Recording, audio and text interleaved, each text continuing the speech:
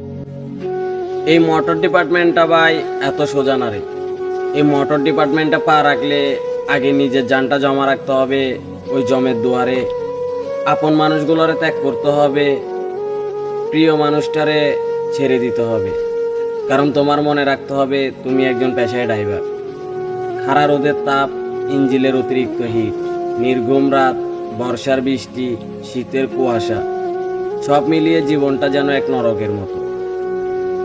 দুপুরের খানাটা ঠিক মতো খেয়েছি কিনা সেটাও জানি না, রাতের খানাটাও জানাই থাক, সকালের নাস্তা কখন খাই তাও জানি না, সকালের নাস্তাটা কখন খাই সেটা নিজেরও মনে থাকে না।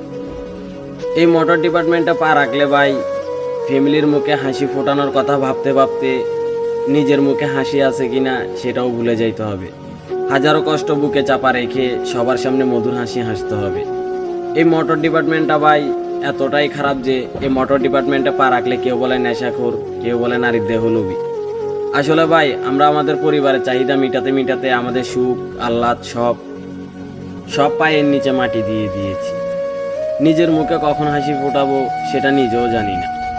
আসলে ভাই একটা কথা কি, তবে আবার এই মোটর ডিপার্টমেন্টে এসে নিজেরও গর্ববোধ করি, নিজের পেশাটার অনেক সম্মান করি। কারণ এই মোটর ডিপার্টমেন্টে আসতে বিদায় আজকে এই পুরা বাংলাদেশটা ঘোরার মতো সৌভাগ্য আমার হয়েছে, প্রত্যেকটা ড্রাইভারেরই হয়েছে। আসলে ভাই এমন সৌভাগ্য কয়জনের হতে পারে যে পুরা দেশটা ঘুরে দেখার মতো এই যে প্রাকৃতিকের অপরূপ দৃশ্যগুলো, এটা একমাত্র আমরা ড্রাইভাররাই উপভোগ করতে পারি। কয়জন আমাদের মতো এইভাবে পুরা বাংলাদেশটা ঘুরতে পারছে।